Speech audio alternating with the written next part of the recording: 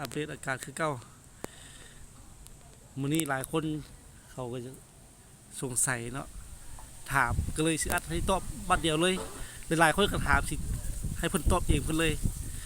ตอนมื้อเกิดเหตุเนาะเพิ่นไปได้แนวใดเพิ่นรู้สึกตัวบ่หรือว่าแนวใดตอนน่ะบ่ได้รู้สึกโตเลยมืดตึบเลยจนไปที่ใดกับบ่ฮู้เป็นใดกับบ่ฮู้มืดตึบเลยจนกระทั่งหูเมื่อมาจะเป็นมือใดหูเมื่อมาอยากกินข้าวแห้งเนี่ยยังได้ออกมาลงมาไปรู้สึกไปรู้สึกตัวตอนใดรู้สึกโตตอนสิลงมาอยากกินข้าวแห้งประมาณมื้อมื้อเกิดเหตุแล้วเป็นมื้อที่2บ่หรือมื้อที่3เพิ่นจะรู้สึกตัวชื่อบ่ได้เนาะแต่เพิ่นว่าเพิ่นรู้สึกตัวแล้วอยากเข้าแล้วก็ลงมาลงเทื่อนึงเนาะลงมาแคมป์น้ำแต่บ่เห็นคนแม่นลงมาคนลงมากินน้ำกลับขึ้นไปอีกขึ้นไปลงมาอีกลงมาแล้วนอนนั่นเลยกลับลงมา2เทื่อที่2แล้วนอนอยู่ก็นอนอยู่คันนานอนอยู่คันนาแจ้งมาแล้วตั้งใจอธิษฐานถ้าว่าข้าพเจ้าได้ออกบวชอีกขอให้มีคน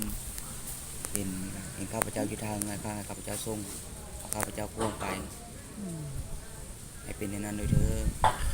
ข้าพเจ้าก็ได้ย่างออกไปค่อยย่างไปได้เห็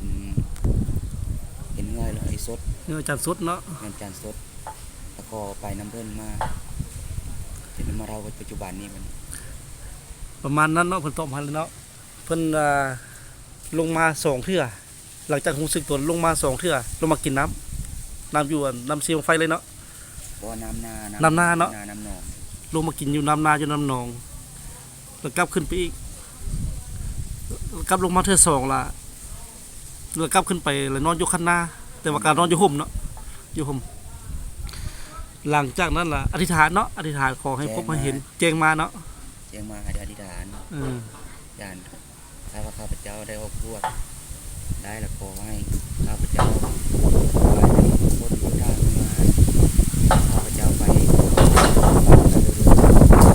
อธิษฐานโดนบ่จึงเห็นอาจารย์สุดอธิษฐานบริชื่อว่าผู้ใดไปแล้วก็เห็นอธิษฐานแล้วก็ไปแล้วก็เห็นเลยเนาะไปเลยเห็นเลยตอนเห็นอาจารย์สุดถามว่าได้ฮะอาจารย์สุดถามว่าใส่ก้ามเลยเนี่ยก็อยากกินข้าวไอ้สดแล้วส่งคนไปแน่ว่ะตัวงูว่าบันไปงูไอ้สดแล้วเราก็พาไปฟังงานตอนอาจารย์สุดเพิ่นเห็นแล้วถือว่าสติลักษณะว่าเป็นปกติเนาะสติกลับคืนมาปกติแล้วหูคมคนเรียบร้อยตอนที่พาไปว่าลอยข้ามน้ำไปเห็นอย่างต่างๆนานาล่ะบ่รู้สึกตัวเลยเนาะบ่รู้สึกตัวหมดตึบเลยก่อนหน้านั้นล่ะมื้อนั้นล่ะไปไถนาเนาะนั่นแหละไปไถนาล่ะว่าสิปลูกหยังก็ปลูกสันลีสันลีกับหยังก็สาดว่าใช่ป่ะจักตัวปลูกสันลีตัวหัวเจ้านะหัวเจ้าว่าเจ้าตัวนั้นว่ามีปัญหาอยู่เนี่ยแต่ว่าแง่บ่บ่แม่นแง่เนาะบ่นะมีแต่ปลูกสันลีบ่อาจารย์แล้วก็มืดตึบเลยเนาะมาเฮือนก็ลักษณะว่ามาเฮือนก็แบบรู้สึกตัวบัดบ่รู้สึกตัวเนาะคนเกิดเหตุนะคือว่างูแน่บ่ชื่อบ่ได้นะเป็นลักษณะจิ้วบ่ได้เลยรู้สึกตัวแล้วอยู่ฝากพุ่นเลยเนาะรู้สึกตัวแล้วพุ่นละอยู่ฝากพุ่นละครัวมันจะกินข้าวคือว่ามีแต่เท่านั้นแหละถือว่าบุญหลายสุดถือว่าเพิ่นนี่ทำบุญเป็นคนดีอยู่บ้านอยู่เมืองหลายคนก็ว่างานศพงานหยังเพิ่นไปจมศพจมหยังช่วยตลอดบ่ได้ขี้คร้านบ่ได้รังเกียจเลยถือว่าบุญหลายเฮ็ดไปหมดถ้าบุญหลายบุญเฮาเฮ็ดบุญหลายก็ถือว่าจิกเลยรอดฮอดมื้อนี้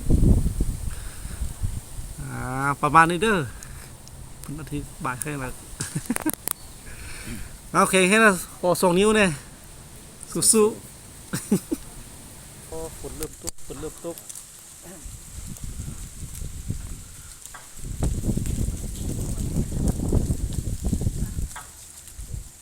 กำลังมามืดครึ้มบรรยากาศ อยู่เพิ่นคือสิน่าจะตกแล้วมือเดียว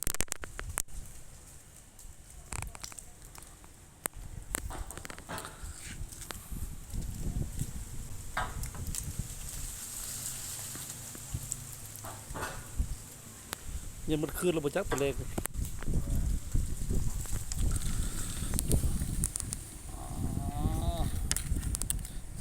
เฮ็ดให้เพื่อนเฮ็ดให้ฝนหยุดได้เลยอะ